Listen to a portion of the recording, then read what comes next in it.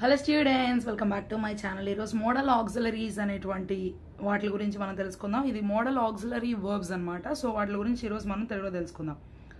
Models, వీటినే modal verbs, modal auxiliary verbs లేదా modal auxiliaries అని కూడా అంటారు. సో ఈ వీటిలో మోడల్స్ అంటారు, మోడల్ వర్బ్స్ అంటారు, మోడల్ ఆక్సిలరీస్ అని కూడా అంటారు అనమాట.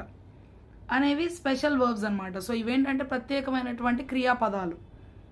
They are different from normal verbs like work, play, visit. Okay, so మిగతా వర్బ్స్ మనం చూసినట్లయితే వర్క్ అని, ప్లే అని, విజిట్ ఇవేంటి యాక్షన్ వర్బ్స్ అనమాట. వర్క్ అంటే ఒక పని చేయడం, ప్లే అంటే ఆడడం, లేదు అండ్ విజిట్ అంటే చూడడం. సో ఇవేంటి అంటే మనం చేసేటువంటి క్రియాపదాలు, మనం చేసేటువంటి యాక్షన్ వర్బ్స్ అనమాట. సో యాక్షన్ వర్బ్స్ లాగా ఇవి ఉండవు, ఇవి వేరు. కెన్, కుడ్, సో ఇవి వేరు కదా. They give additional information about the function of the main verb that follows it. ఇవేం చేస్తూ ఉంటాయి అంటే మెయిన్ వర్బ్ ఉంటుంది కదా, సో ముఖ్యమైనటువంటి క్రియాపదాన్ని గురించి మరికొంత విషయాన్ని తెలియజేసేటువంటి దాని గురించి చెప్పేటప్పుడు వాటిల్ని మోడల్ ఆక్సిలరీస్ అంటాం అనమాట. సో జరుగుతూ ఉన్నటువంటి క్రియ గురించి ఇంకా కొంచెం ఎక్కువగా ఇన్ఫర్మేషన్ ఇస్తుంది అనమాట. సో అందుకని వీటిల్ని మోడల్ ఆక్సిలరీస్ అంటారు.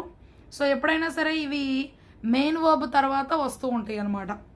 They have a great variety of communicative functions. Okay, so ఇవి చాలా రకాలుగా మనం ఇతరులతో మాట్లాడడానికి ఉపయోగపడేటువంటి క్రియాపదాలుగా మనం వీటి గురించి చెప్పుకోవచ్చు అనమాట. సో మోడల్స్ యొక్క ముఖ్య లక్షణాలు. సో ఈ మోడల్స్కి ఉన్నటువంటి ముఖ్య లక్షణాలు ఏంటి అంటే మనం చూసినట్లయితే ఇవి ఎప్పుడూ వాటి రూపాన్ని మార్చుకోవు. ఓకే, సో ఇవేవి మారవు అనమాట. మనకు ఉన్నటువంటి మామూలు వర్బ్స్ అయితే ఏంటి, ఇప్పుడు ఒక వర్బ్కి 3 ఫార్మ్స్ ఉంటాయి. రెగ్యులర్ వర్బ్స్ అయినా, ఇర్రెగ్యులర్ వర్బ్స్ అయినా.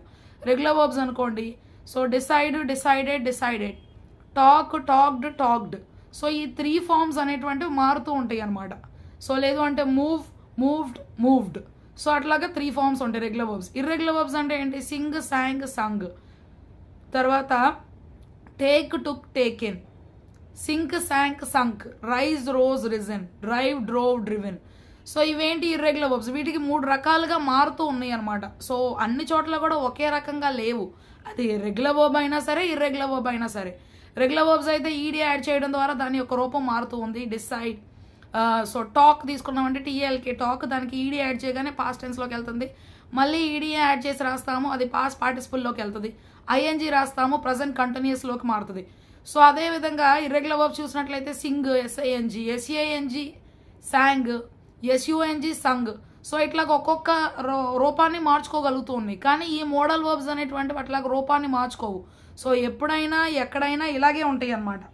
సో వాటి గురించి చెప్పేటప్పుడు మార్చుకోవన్నమాట. So you can't add S or ED or ING. So వీటికి మనం ఎప్పుడైనా సరే ఈడీ కానీ ఐఎన్జీ కానీ ఇవన్నీ కూడా మనం యాడ్ చేయలేము అనమాట. సో క్యాన్కి క్యాన్, సిఏఎన్ కెన్కి ఈడీ యాడ్ చేసామంటే క్యాన్ అవ్వదు కదా. So CAN can modal verb auxiliary వర్బ్కి ఐఎన్జీ యాడ్ చేయలేం కదా.